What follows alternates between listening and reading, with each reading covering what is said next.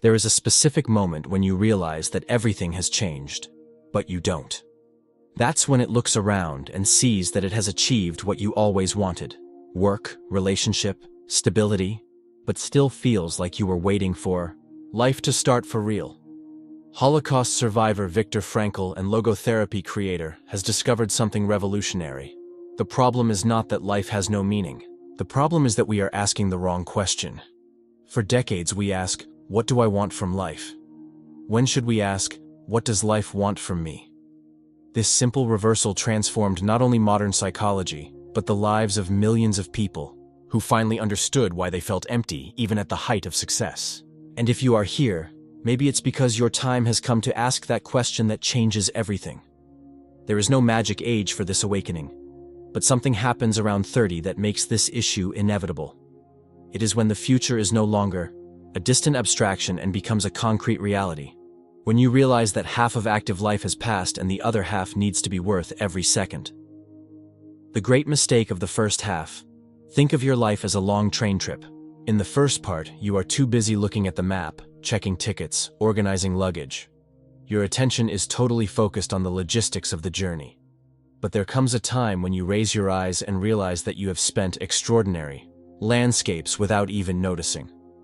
Viktor Frankl noted that most people live the first phase of life as if rehearsing to real life. We study to get work. We work to make money. We earn money to buy security. We bought security for then what? That's where the mistake lives. We spend so much time preparing to live that we forget to really live. We built a perfect structure for happiness, but when we got there, we found that we built an empty house. Frankl called it an existential emptiness. That feeling that something fundamental is missing, even when everything seems to be in place. It is different from clinical depression. It is more subtle, more persistent. It's like a hunger that doesn't pass, no matter how much you eat. Do you recognize this sensation? Those moments when everything is well on paper, but you catch yourself thinking, is that just that? It is not ingratitude. It is not weakness. It is your soul trying to tell you that you are living someone else's life. For years, we have followed scripts that we don't even remember chosen. Study this, work on that, want that other. But where did these choices come from? Of the family? Of society? From a younger and less experienced version of ourselves? The uncomfortable truth is that many reach 30 finding out that they became experts in living the lives that other people expected them to live. They are competent professionals, appropriate partners, exemplary citizens. But inside, they feel like they are playing a role. The hell lesson Viktor Frankl did not develop his theories at a comfortable university. He forged them in the darkest place in human history, the Nazi concentration camps. There, stripped of all that we consider important, health, freedom, dignity, hope, he made a discovery that would revolutionize our understanding of human nature. Not all prisoners react in the same way to inhuman conditions. Some collapsed rapidly, even though it was physically stronger. Others kept the dignity and the will to live, even though it is more fragile. The difference was not what they had lost, but what they still had to give. Frankl realized that those who were psychologically survived were not necessarily the younger, smarter, or more resilient. They were those who could find meaning in suffering, who had something waiting for them on the other side. A person to meet again, a job to finish, a mission to fulfill. This has led to a devastating perception. If it is possible to find meaning in the most extreme conditions of suffering, why do so many people feel empty in conditions of relative comfort and safety? The answer is that we confuse having felt with having things. We believe that the meaning comes from what we accumulate: achievements, possessions, status, experiences. But Frankl found that the meaning comes from what we offer. Our unique contribution to the world, our particular way to respond to the challenges of existence. Think about the people I admire the most. It is probably not the ones who had easier lives, but those who responded to difficulties most significantly. That turned obstacles into opportunities for growth, pain into wisdom, limitations on creativity. This is the difference between having a good life and having a significant life. A good life happens when circumstances are favorable. A significant life happens when you find ways to grow and contribute, regardless of circumstances. The question that reverses everything for centuries. Philosophers, poets, and thinkers tried to answer the question, what is the meaning of life? Viktor Frankl had a genius perception. This is the wrong question. The right question is, what is the meaning of my life today, in this specific situation? It's like the difference between asking what is music and what music can I play now with the instruments I have? The first question is abstract and unproductive. The second is concrete and transformative. The meaning is not a universal truth waiting to be discovered. It is a personal answer waiting to be created. And this answer changes constantly, depending on the circumstances, the challenges, the opportunities that life presents. This means you don't have to have everything resolved to start living with meaning. In fact, it is the opposite. You discover the meaning living, experimenting, responding to the specific calls that life makes for you every moment. But here is the challenge. To hear these calls, you need to stop making noise. And our time is noisy. Social networks, constant news, everyone's opinions about everything, endless comparisons. It's like trying to hear a whisper in the middle of a party. Therefore, after 30, many people feel a growing need for silence. Not the physical silence, but the inner silence. Space to hear your own voice, to feel your own desires, to realize what really matters when all the external pressure decreases. Frankl said that it is not us who should question life. It is the life that questions us.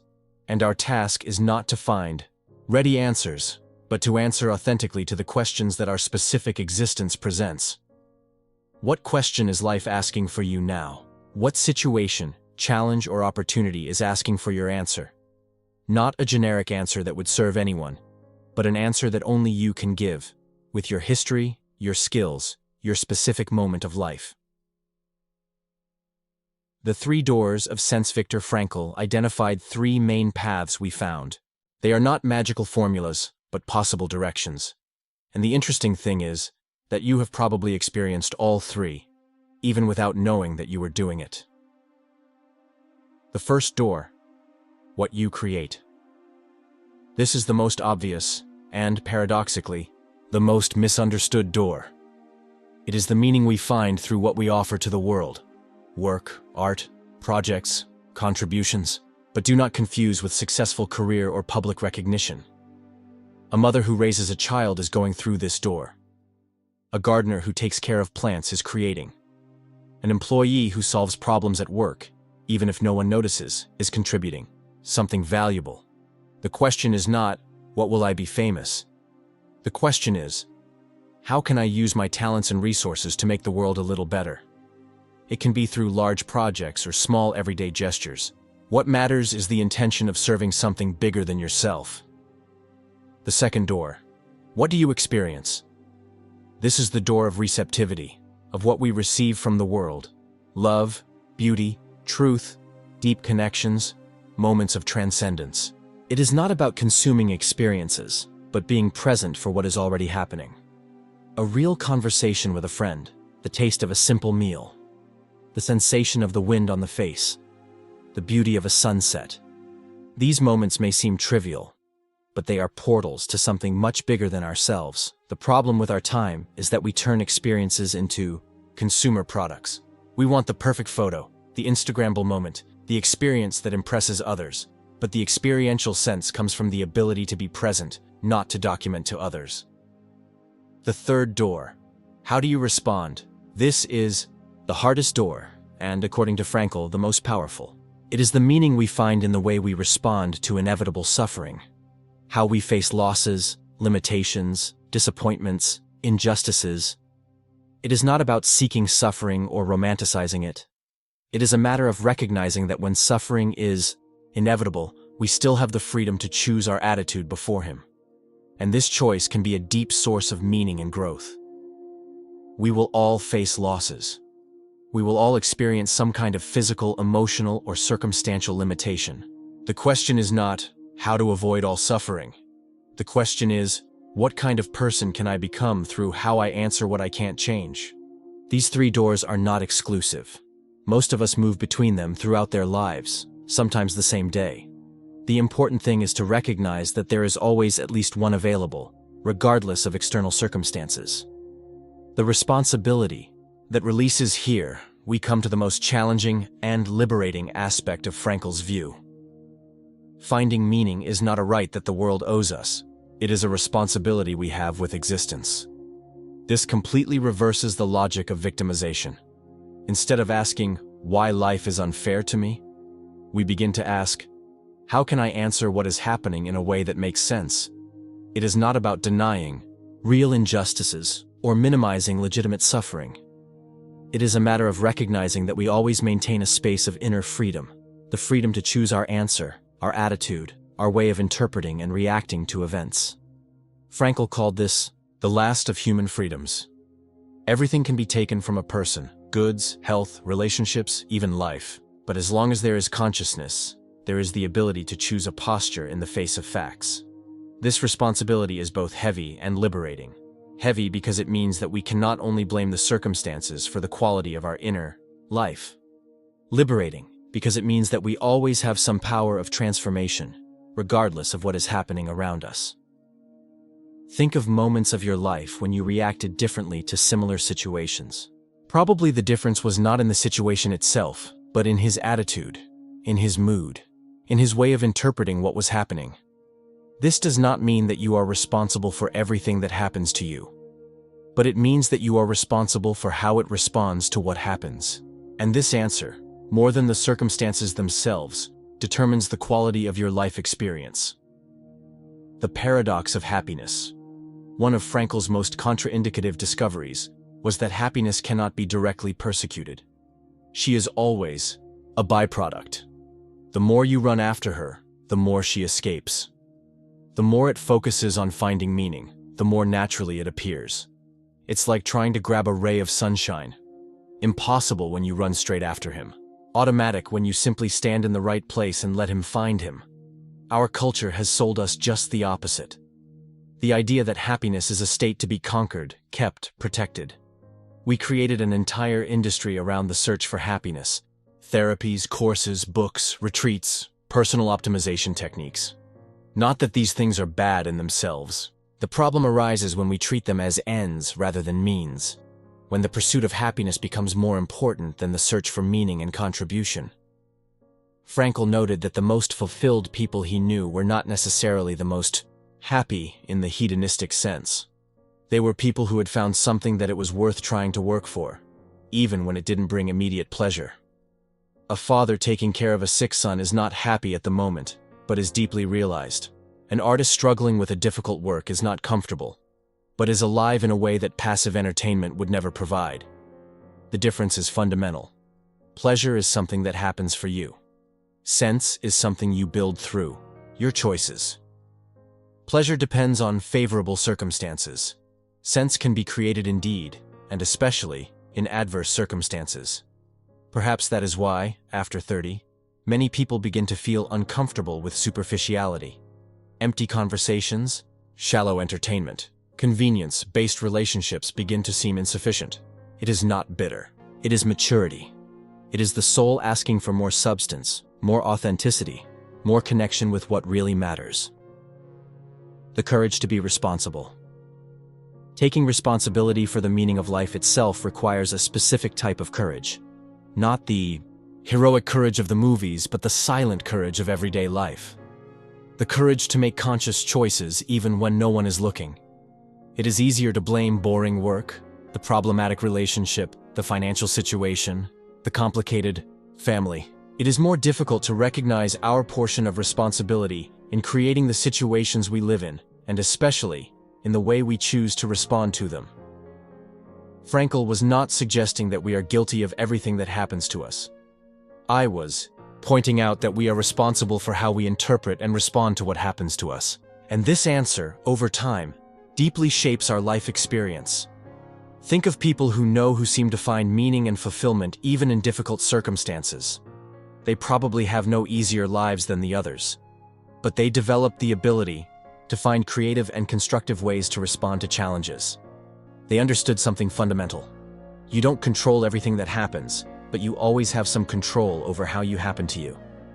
about the story that tells yourself, about the events, about the lessons it chooses to extract from the experiences. This change of focus, of what happens to how we respond, is transformative.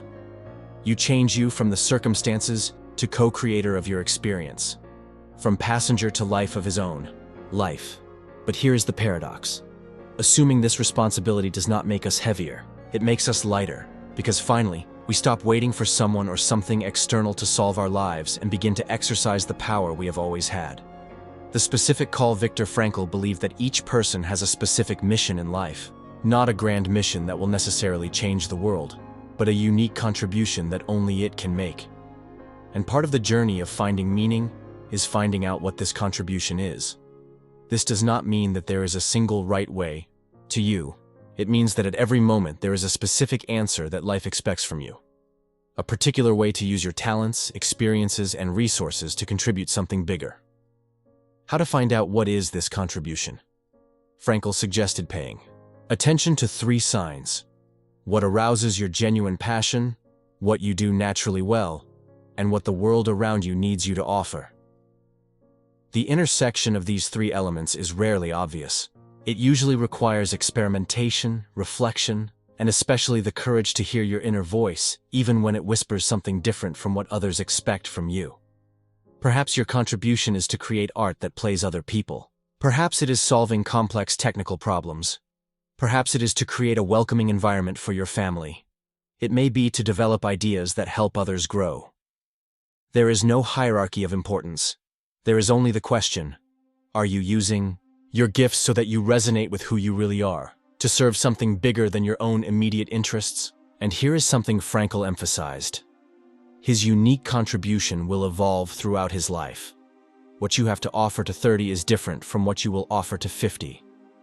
Your experiences, losses, achievements, and learning are shaping your ability to serve as increasingly specific and deep ways. So finding meaning is not something you solve once and ready. It is a continuous process of listening, experimentation, and refinement. A constant dialogue between who you are becoming and what the world needs you.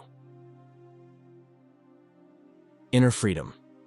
Perhaps Viktor Frankl's most powerful lesson is this: regardless of its external circumstances, you always maintain a space of inner freedom. The freedom to choose your attitude, your interpretation, your response to the events of life.